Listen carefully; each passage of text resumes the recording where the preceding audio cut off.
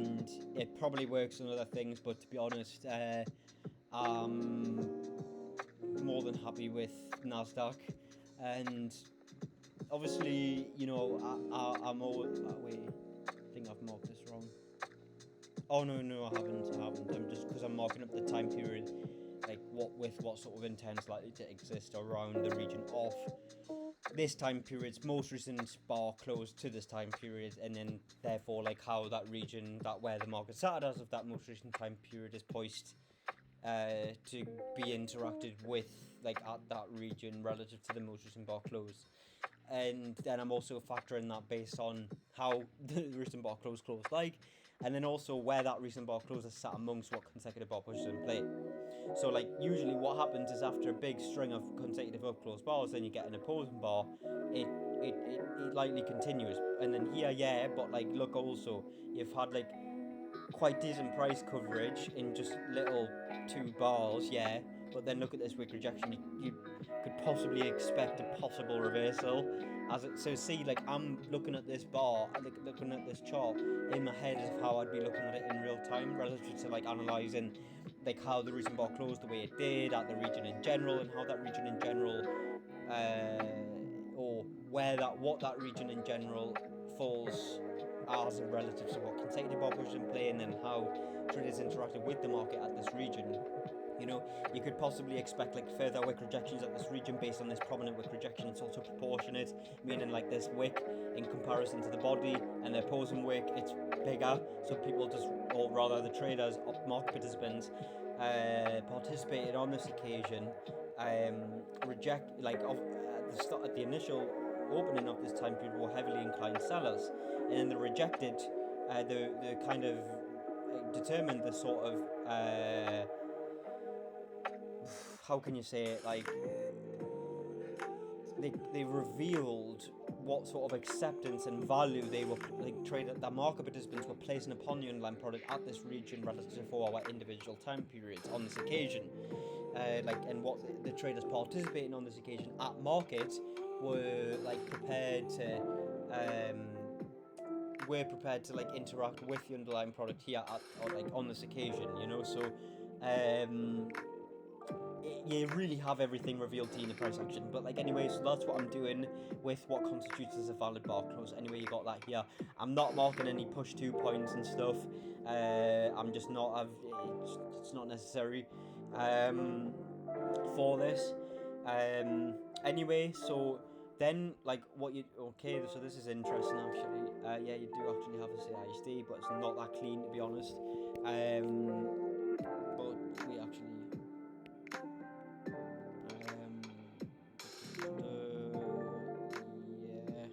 Yeah, and then here, and then here.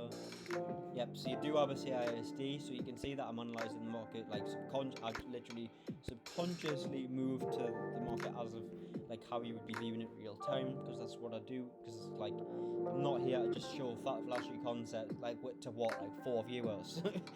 Like I'm here to make money, but then I'm also like doing this for further clarification for myself, but like also showing what like I'm doing and stuff. Anyway, so then what I'm doing is I'm assessing like that CISD leg that led into the like my time slot, right?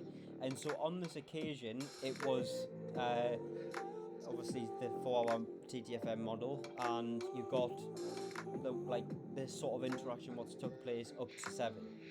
Now, basically, relative to this is how I'll then want to see the market set up, right? And like in like the most appropriately appropriate fitting way.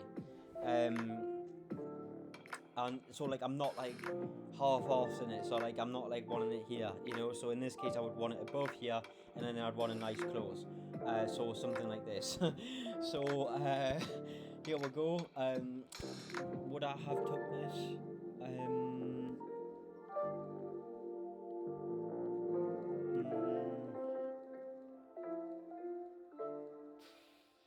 Probably not. I would have probably waited here, to be honest. It's kind of difficult, and when I've always found that, like, when it's difficult, you usually when you get this feeling, you usually want to trust it. But then I also know that like if you get this feeling and then it reverses, it's like shit, you could have took this. So in fact, I would actually take this. So you'll be dropping down as of 8 on the 30th of January. Oh, wrong time frame.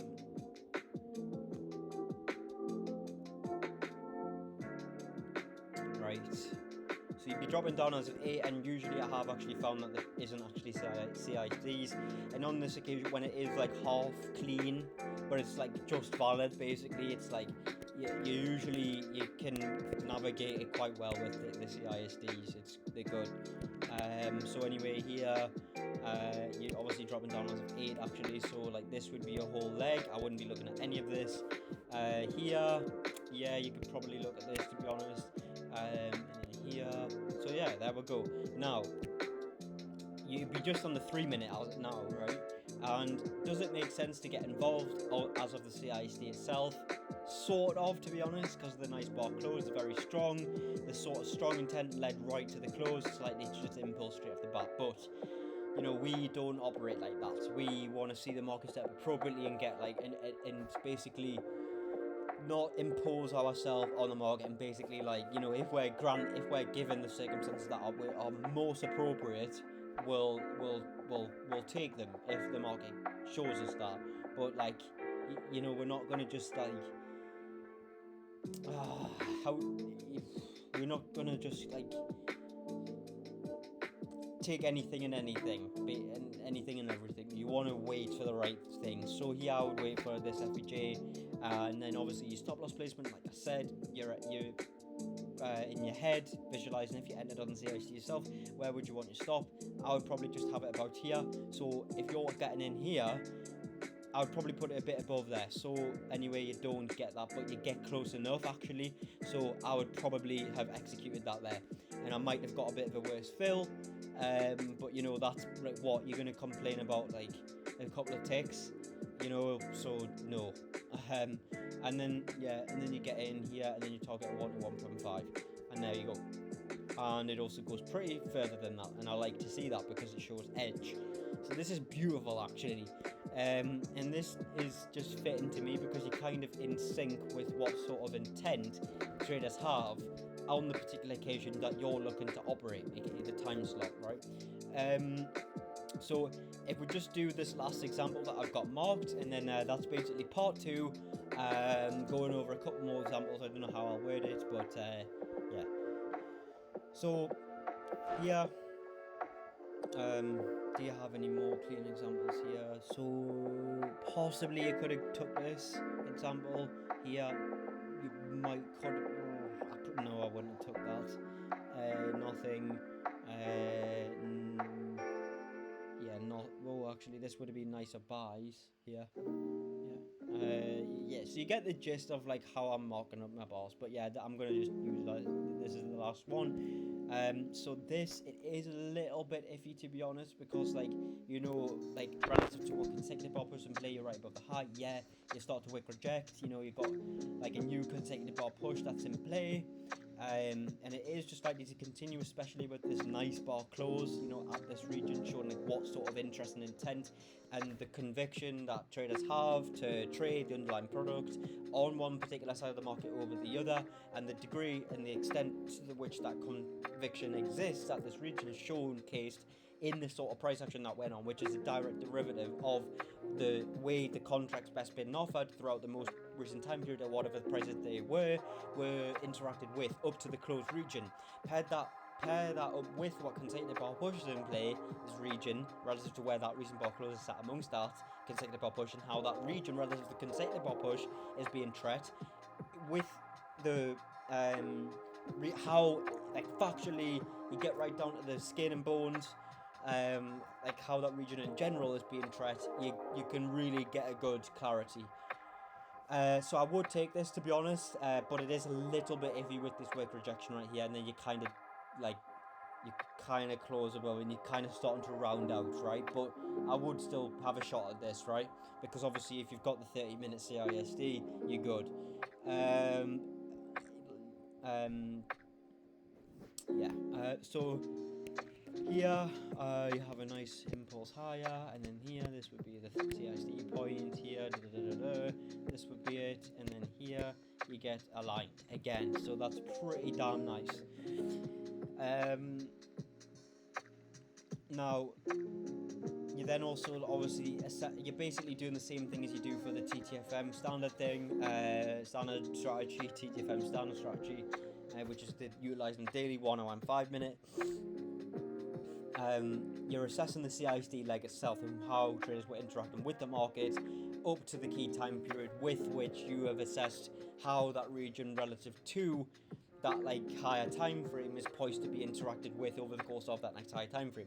That doesn't mean it's likely to go straight in that direction, right? It could easily go up, retrace, which some people would see as a manipulation, which I would agree, yeah, it kind of is a little bit, you know, especially if it really purges above this region.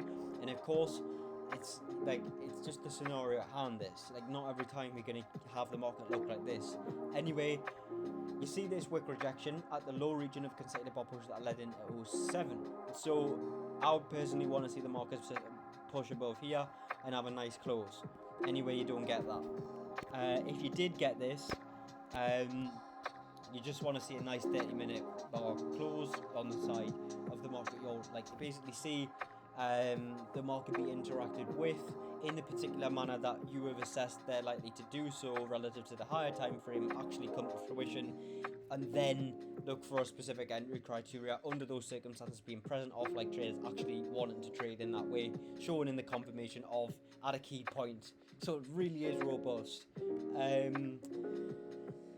Then you would then drop the 3 minute and then basically follow the 3 minute protocol, 3 minute CISD, or if it's already CISD, to see whether it makes sense to just enter, or where it would make sense to enter, or if you get the CISD, like the drop down time period, does it make sense to enter on the CISD itself, or wait for a retrace, and then assess your stop loss placement with like you enter, and then does it make where it would make sense to have your stop loss if you entered on the CISD itself, and then compare that with where it makes sense to actually enter up, like stop loss placement wise, and then cover a bit above or something, right? So, yeah, there's that.